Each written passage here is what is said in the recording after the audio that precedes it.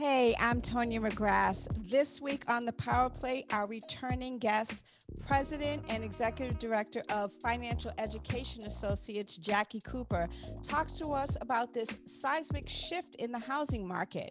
Are people moving south so that they no longer have to worry about being cooped up indoors during the winter times and they can social distance all day long?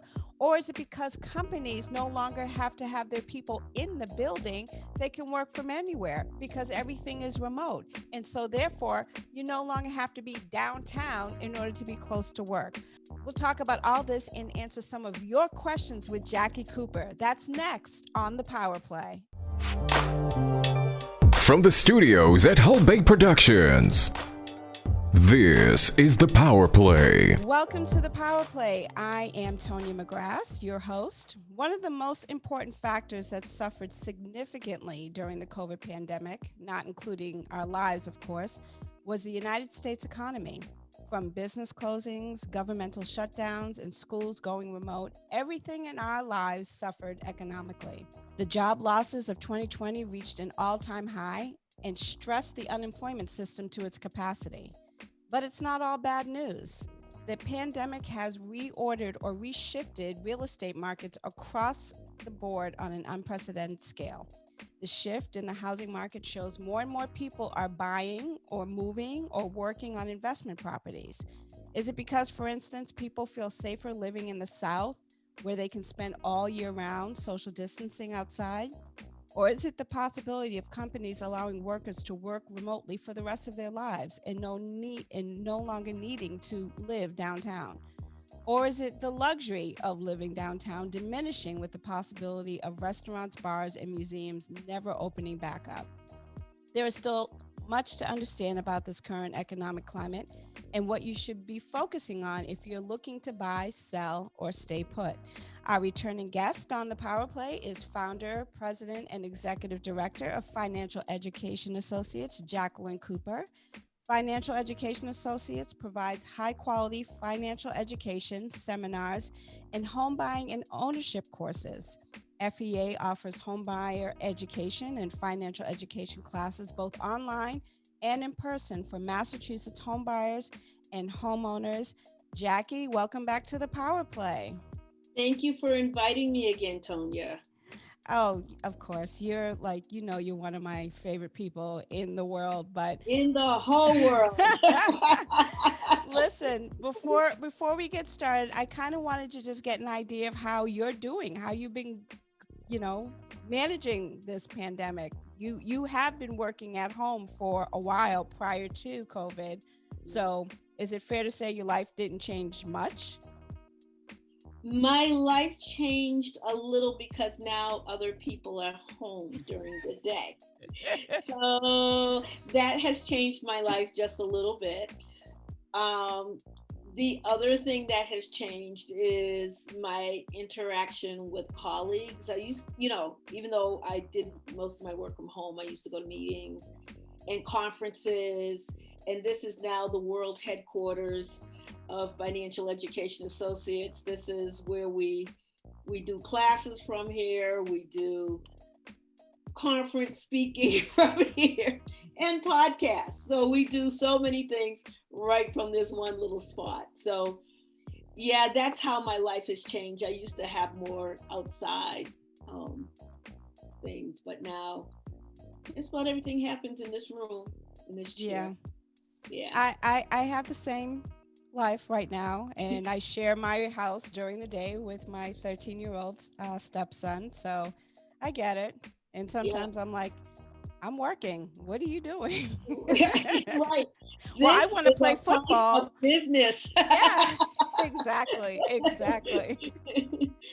So, let's get to the beginning of when this whole COVID pandemic erupted in our lives, which was like late February, early March is when we started hearing about this virus that was going around and highly contagious. But in terms of the economy, did you ever imagine this kind of impact, that it would just absolutely just kind of paralyze our economy, I should say?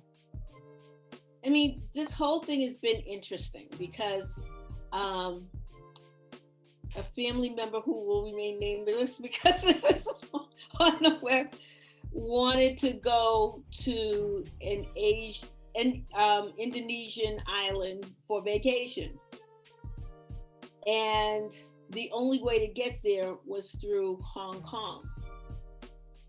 So I have been following this since January and wondering why nobody did anything about it, because there were still flights, despite what was told to us publicly, there were still flights going from Hong Kong, which technically isn't China, to JFK every day. Right. And we think about that, like when we take flights places, that there aren't that many flights. My daughter had once gone to Thailand and her connection was in China. She missed her flight and was on another flight to New York in 45 minutes. That's how many planes go between China, Hong Kong, and New York City, which is why I suspect New York. And, you know, when this person got off the plane, I said, did anybody check you? That was in February. Did anybody check you? No, we all just got off the plane and went our own way. So that means people were coming from these places.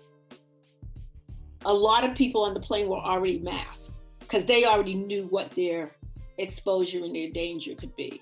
So this was February when we were told nothing was coming. They stopped in Vancouver, Canada, and then flew into New York. And so that was a lot of sickness because I had been watching it. I've been watching the West Coast version of that, and the people in Washington, the people that were on cruise ships.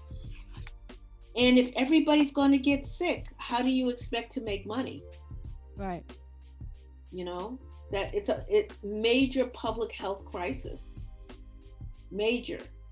And do you think, because, you know, we look at the numbers every day and it's clear the United States is doing something wrong because we have the highest number of deaths, but how could this country have prepared for just the economic impact? I mean, I was surprised immediately when I got the note from Javier's school that there was going to be no school for the next, first it was 3 weeks. And of course, now he's still home.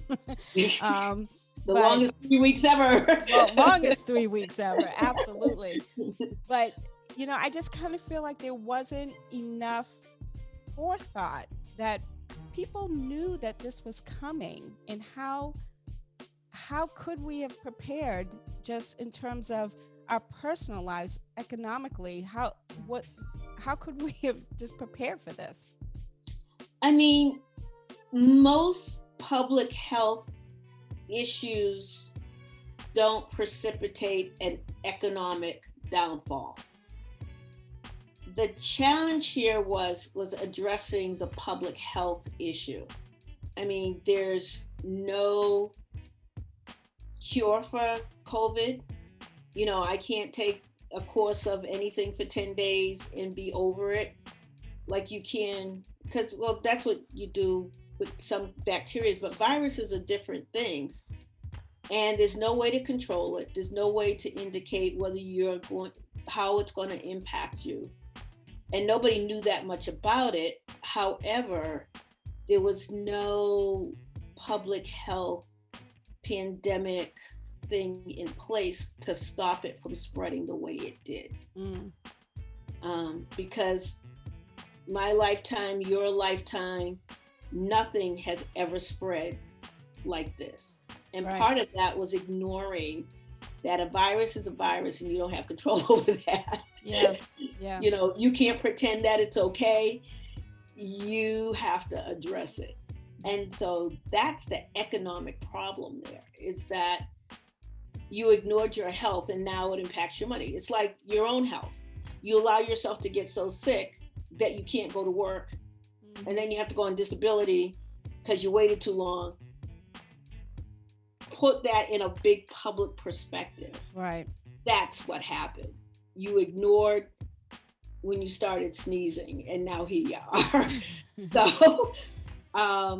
So that's why there was no economic thing for this, because you ignored the public health.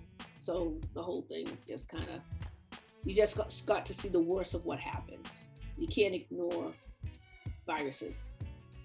When they canceled the Boston Marathon, then I knew, I was like, whoa, something, this is huge. And then they canceled 4th of July. They sent students home from college. There were no more graduations. And then folks were saying, oh, okay, maybe, in the summertime we'll get back to normal. And that didn't happen. What was that telling you about our economy? That, did you just kind of say, whoa, we're in this for the long haul? At one point in my life, I was a science major. I knew you weren't home for 2 weeks.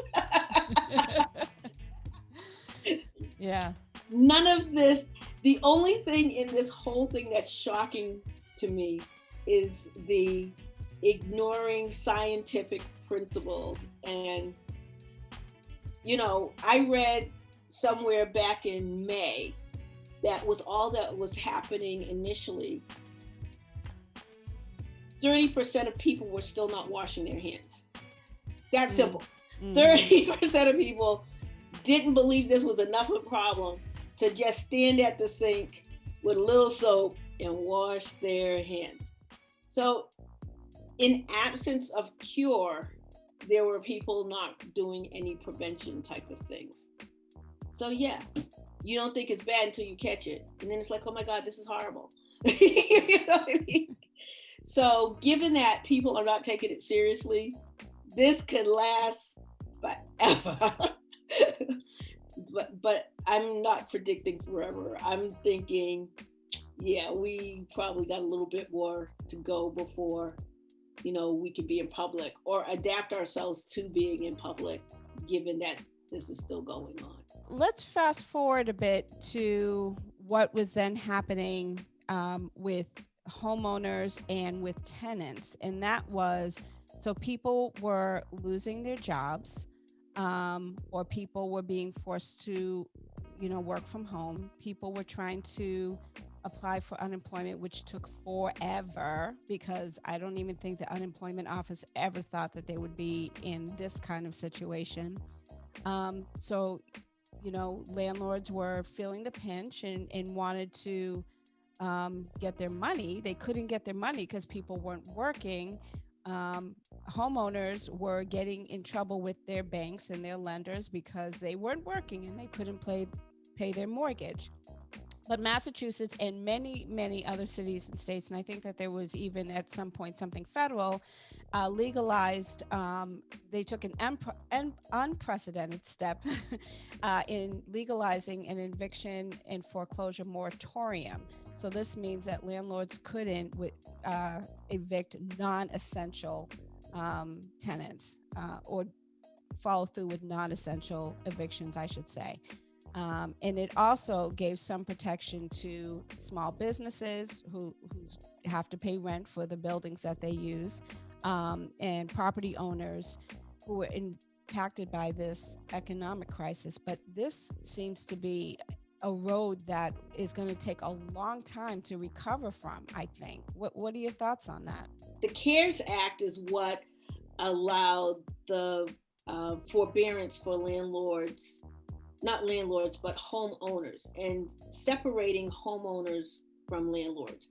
If you live in an owner-occupied multifamily, then you get homeowner type protection. If you are owning an investment property, you don't have that same protection as if you were an owner-occupied residence. So you got to kind of separate the kinds of landlords that you can be. Investor landlords better other than owner-occupied landlord.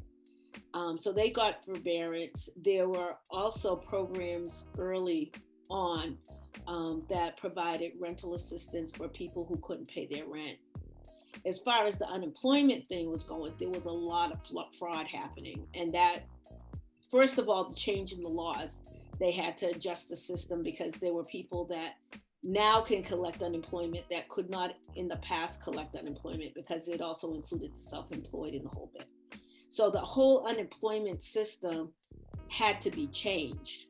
never mind be ready for it, according to what was going on with the CARES Act and the fraud. I mean, we've even been hit up by fraud by saying that there was a claim against one of my employees that I laid off, which I didn't lay anybody off. So, so there was a lot of crazy things going on. But yeah, there were a lot of things going on, but mostly confusion because forbearance had to be requested. You could not, it wasn't an opportunity to, hey, let me paying my mortgage, because even forbearance has its consequences. And what are some of those consequences? You got to pay that money sometime. You don't have to pay it today, but you got to pay it sometime.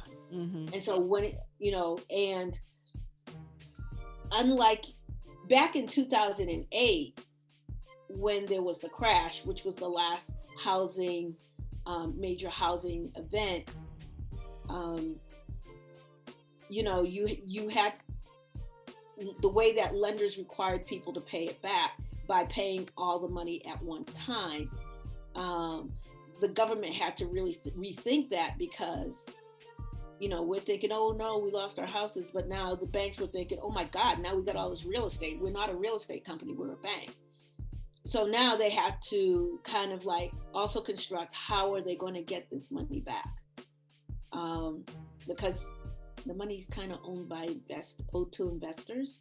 So there's all of this stuff that comes into play when things like this happen. I don't know if I made this more confusing than not, but for me, those are the little things that goes on. Jackie said, it's like, oh no. Yeah, what's going on?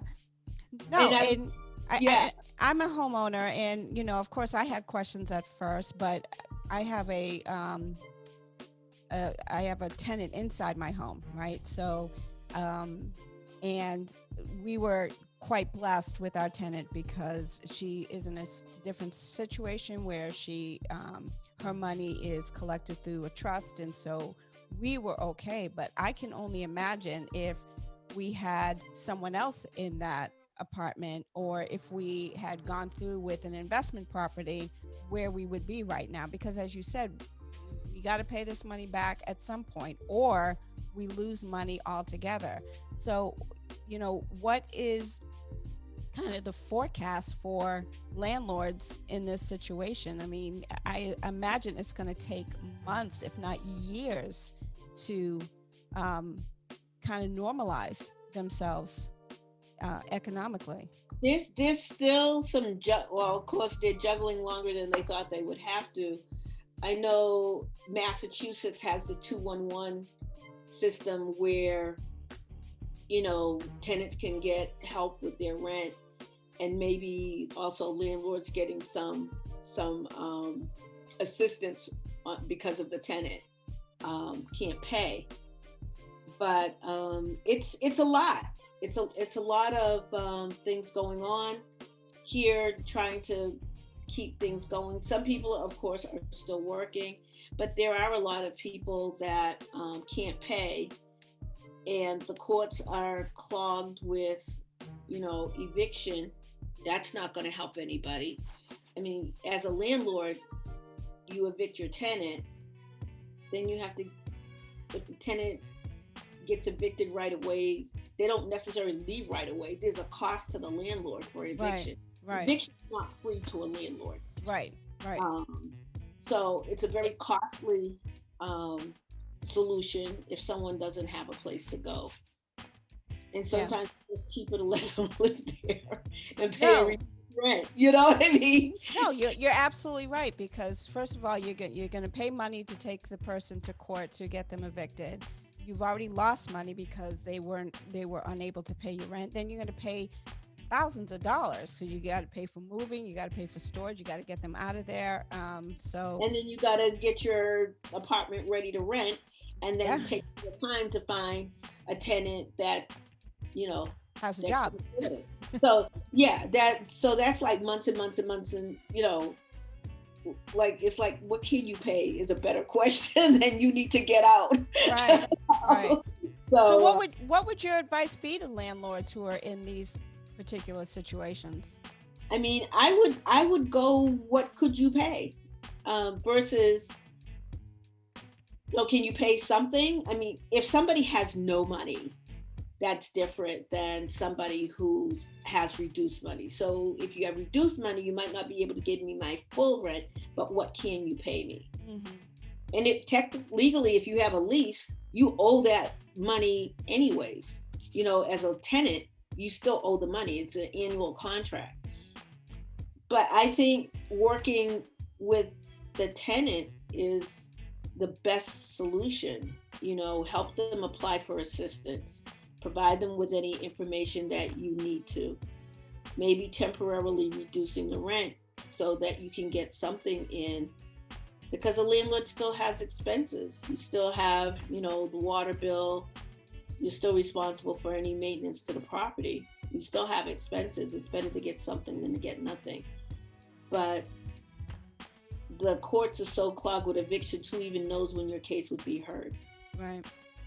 So and the other kind of impact of folks losing their jobs or losing their full income and not having that money is their inability to pay their credit cards, to pay their bills.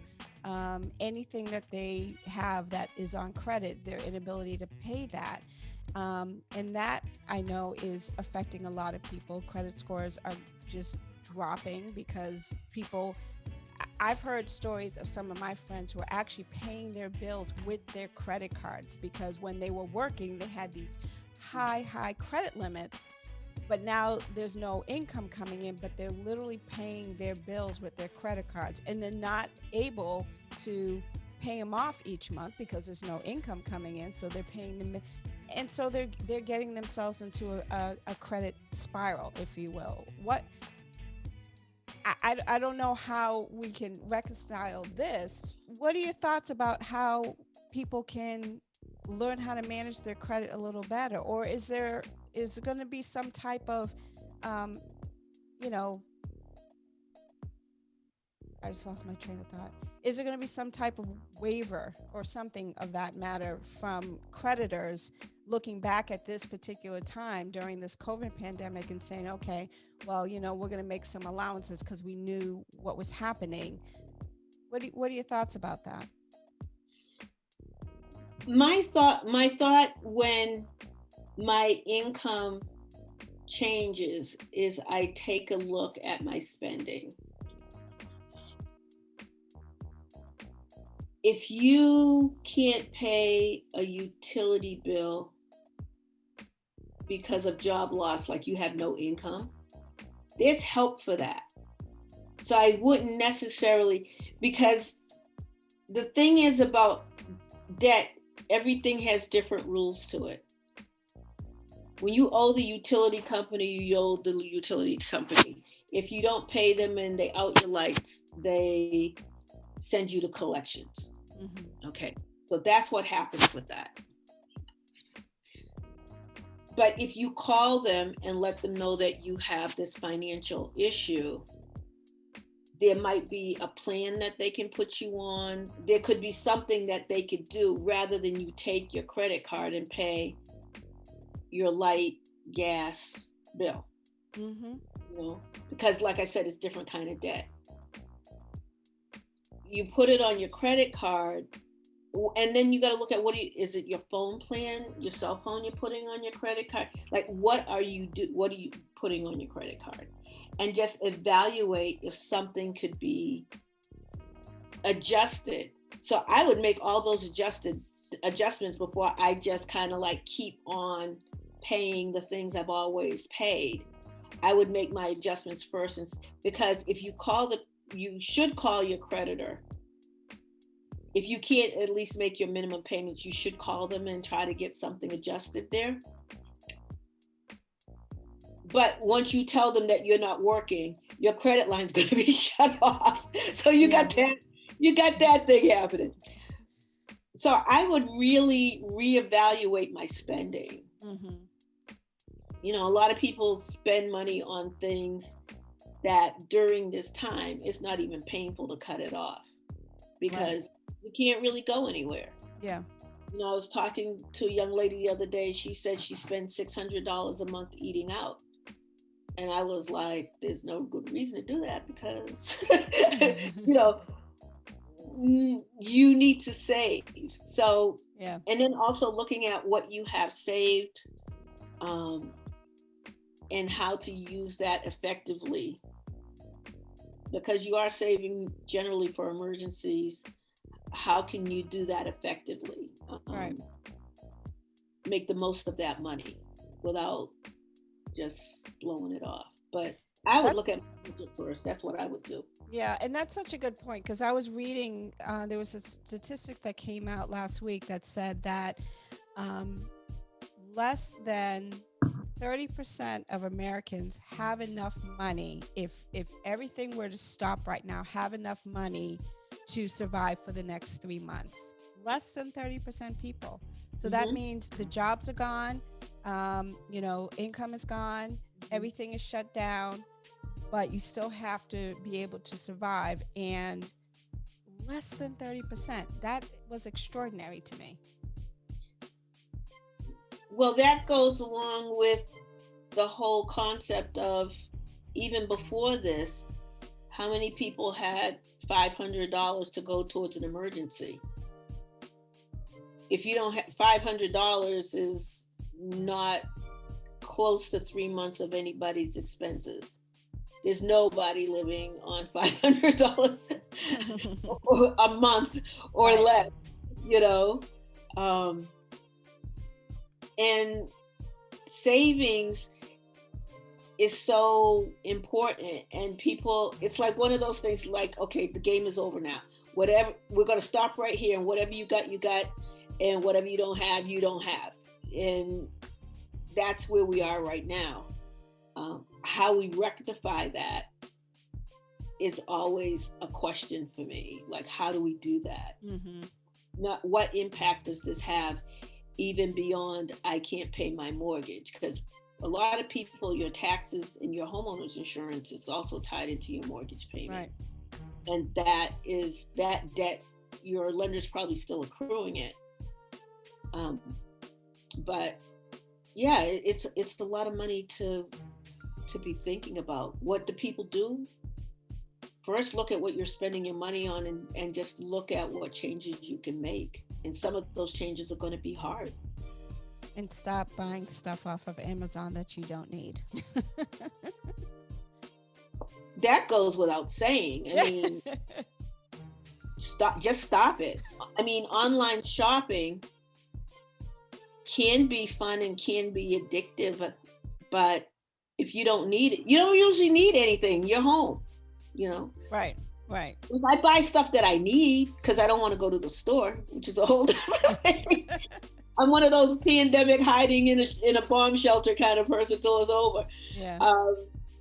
So sometimes I'll go out there and buy things that I need, but I try to, refrain. And there's a lot of things that in pandemic you could end up spending your money on. One of them is online shopping with Amazon that sells everything. Food delivery services that will bring you whatever you want to eat, and streaming services. That's another addiction that you can stream. Yeah. And some of the streaming services are free, but some of them cost money. Yes. And they can accumulate. You complain about your cable bill, but if you buy enough streaming services, it could be almost as bad as your cable bill. So you got to really kind of think about what you really need during this time and what you're spending your money on. I mean, for me, it's always a constant evaluation. It's like, do I need this? Let's talk about the housing market. I started the show talking about that there has been a shift in terms of buying property, selling property, people wanting to purchase property. What are you seeing in terms of how the market has changed from just even a year ago? It's not just the market, it's people's perception of the market. A lot of people are sitting around their houses and their apartment and saying, I don't don't want to live here anymore. I think I want to buy a house. On the business side, it's kind of exploded with people that are, I think I want to buy a house. What do I need to know? What do I need to do? But there's not a lot on the market. The prices are going up for what is on the market. And that's what I'm seeing for Massachusetts. I'm not an international, national, even all of New England kind of counselor. I'm primarily Massachusetts, and I'm seeing a lot of people buy just out of 495 because the prices are still affordable. But I've seen places like Revere that used to be kind of close to being affordable looking, even Lynn, the prices have been going up. So those were alternatives for people that wanted to live directly in the city. So I see people wanting to buy. I see prices going up. I'm getting a lot of people who have essential work buying because they are working. And that's what I get to see. I do get sometimes seeing some people that they want to buy in the future, but they cannot buy right now because they're still doing credit repair and adjusting to their new income. Like nurses that are now making more money. It's like, oh, I could probably buy something, but my credit needs adjustments. So I find that really interesting, particularly in this time and things that are being stretched economically, that there are so many people who are looking to buy houses. And what you're saying is that there aren't enough houses out there, but there's so much more people who are saying, okay, I'm ready. How is that happening? We're sold out. Our classes are sold out till March right now. Wow.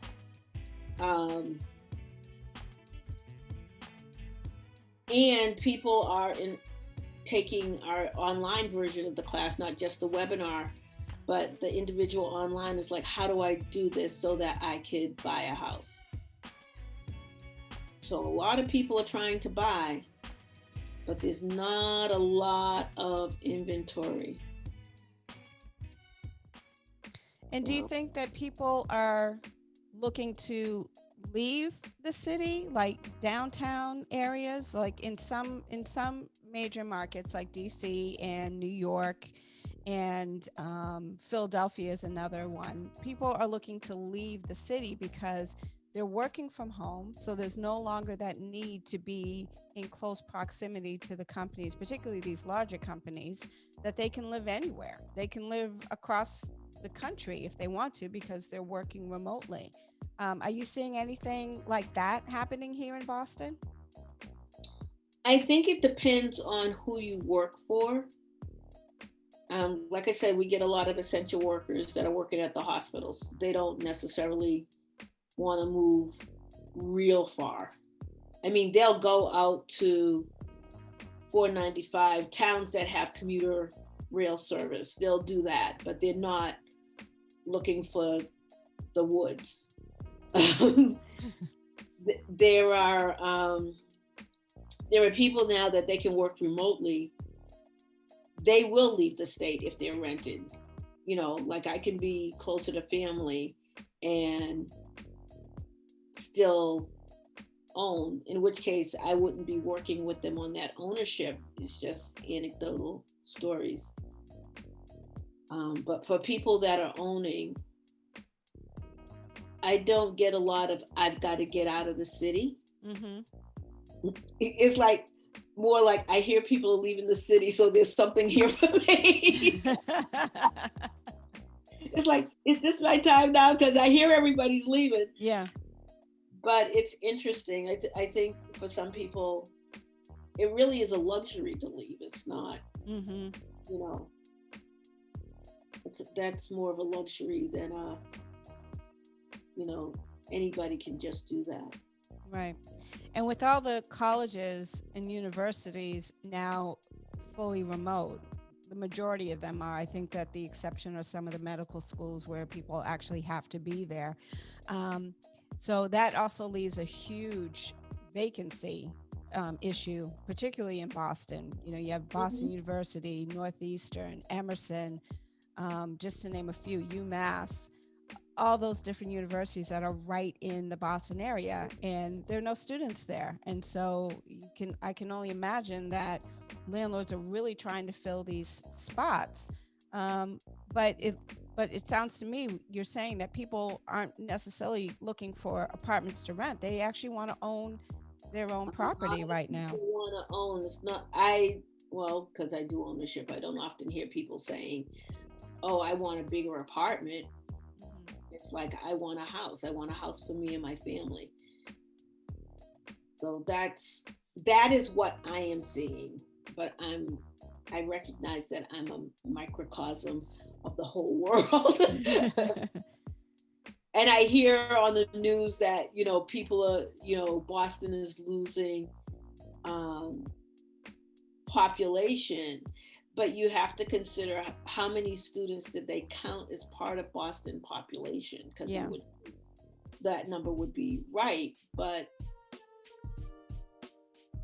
as someone who's lived in Boston all my life, I don't know anybody that's saying I got to get out of here. You know what I mean? I don't know a lot of people saying, oh, I'm going to sell my house and leave.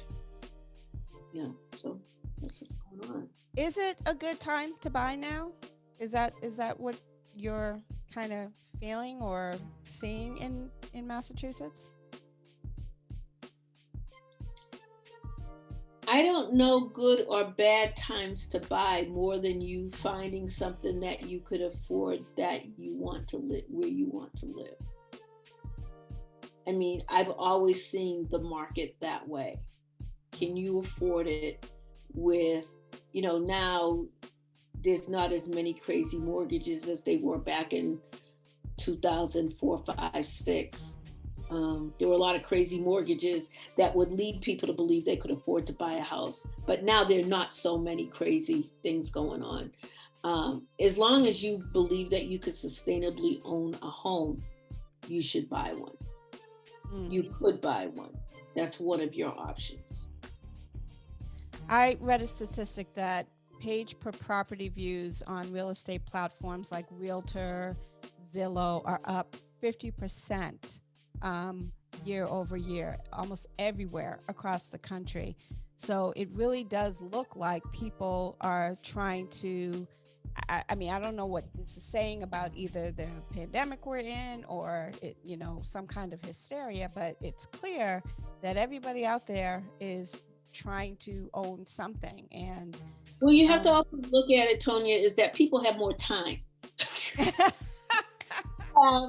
A lot more time than they used to. That's so true. It's not just that. I go to Zillow and Redfin. I'm not trying to buy anything. I'm out there out of curiosity.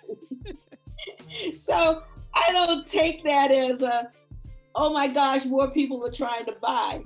People have a lot more time.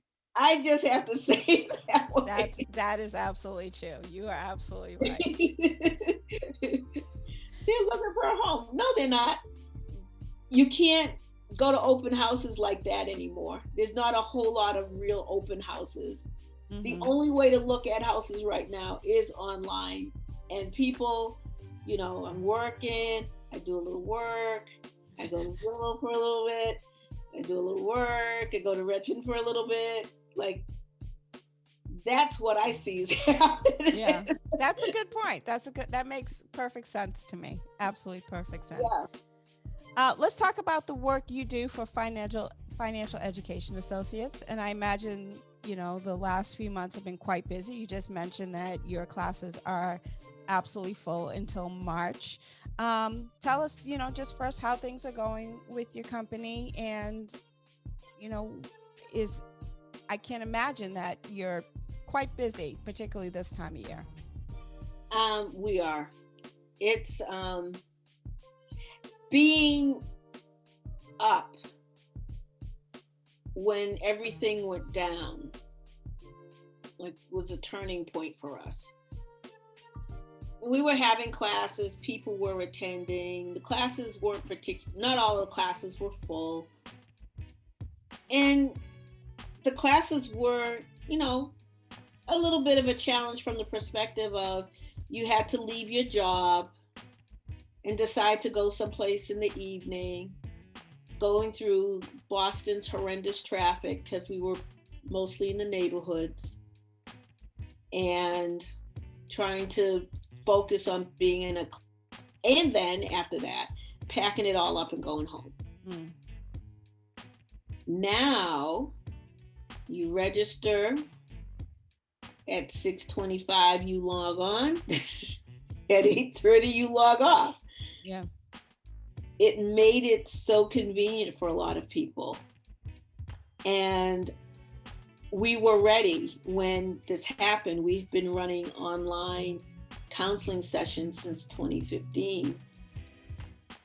So my instructors were already familiar with GoToMeeting was what we initially started with, and then had to move to Zoom because of the volume of people that were joining. We never thought that most of the people in the class would transition with us, but they did.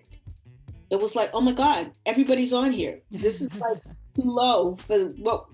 Okay, we got to switch platforms. And, for 2 weeks, which is nothing. By April 1st, we were full on live with registration, with the classes. Our book was already in a PDF. We recently converted it to an ebook this summer. Converted it to an ebook, which means it has live links in it. Mm-hmm. So we're always trying to, then we have the participant page. So we're always trying to improve the experience. But we have been full since April. Wow. Wow. I think that's incredibly good for you, obviously. And, and good for the people out there who need this kind of very important education, particularly during this time. We are getting to the end of the show. The Power Play, as you know, ends with asking our guests 3 questions, but instead I have some questions from our audience. And the first one is from my husband, Greg. And the first question is... a big audience. He is the audience. He says, I'm interested in purchasing an investment property, but concerned about a tenant's inability to pay rent. Is it better to wait for things to get back to normal? Everything is a matter of due diligence. As I tell people in classes, is that you can buy anything as long as you understand what you're buying. You can ask the landlord that's selling for proof that the tenants are paying rent. You don't have to just go in there blind and find out that nobody's paying. So it's not that you would not buy right now, is that you would do your due diligence right now, keeping in mind that as a new owner, eviction is probably not going to be one of the solutions that you as the new owner can take on. Either the building has to be empty, verify that everybody is paying, and figure out, because being a landlord is a risky proposition. Yep. What is your strategy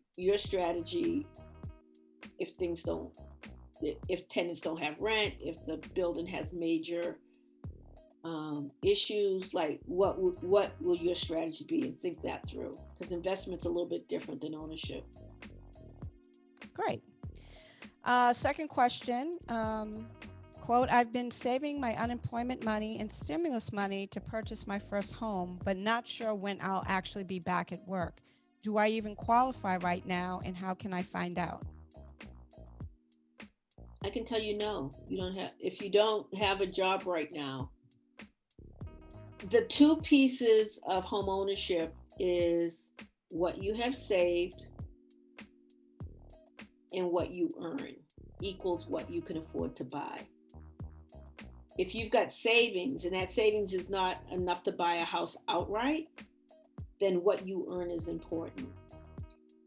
Lenders look for 2 years or a real good reason why you haven't been working in the past 2 years. Mm. And they want to see that your income, that you're in a situation where your income is going to continue. So if you're working at a temp job just for now, that's different than your whole situation has been temp jobs all along, right. Almost like an entrepreneur. So the biggest thing is you need a steady stream of income from which they can reasonably predict that you'll be able to make your mortgage payments. Mm. Awesome. Good advice. And lastly, this question, and it's from me. What's the best advice, seeing what we've been through in 2020, for anyone looking to either stay in their homes or sell and buy somewhere else? Only sell and buy somewhere else if you want to go somewhere. That's my advice. I don't want to move, so I'm not going to sell. So there you go. However, here's one of the things.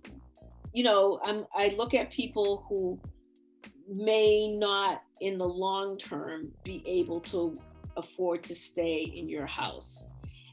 And I think sometimes people are emotionally attached, and then they go through all their retirement money, they go through everything they've ever had to stay in this house. They still lose the house, and they have, and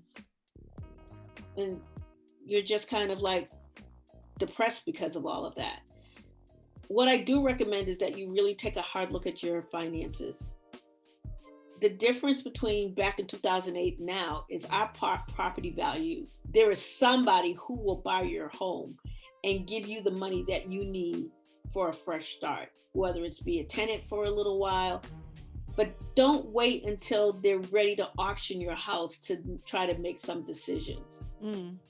The difference now is you can see what your house is worth, figure out a strategy for where you could live instead, and sell. Because as long as, houses are being sold every day, people will want your house. Clean it up nice, make it beautiful. You don't have to buy anything, just make it clean and smelling sweet, as my dad would say. And make that decision before you lose all of your money. I just think it's really sad when somebody gives away all of their money without the hope of recovering from that. So that's my recommendation. Very good recommendation. Jackie Cooper, thank you again for being a guest on the PowerPLAY. Thank you for asking me. Oh, anytime. You, like I said, you're one of my favorite people. You can find out more about Financial Education Associates and the resources available there at money-classes.com. Jackie, Happy New Year. And Happy New Year, Tonya. As always, you can listen to past episodes of the PowerPLAY wherever you subscribe to podcasts, including iTunes, iHeartRadio, and now Pandora Podcasts. You can also watch us on YouTube at the Whole Bay Productions Media Channel. And remember, we air each Saturday at 5 p.m. on BroncoIRadio.com. So listen to us anytime, anywhere at thepowerplayshow.com or wherever you subscribe to podcasts, or on Saturdays at 5 p.m. on BroncoIRadio.com. Until next time, put on a mask, stay safe, and protect one another.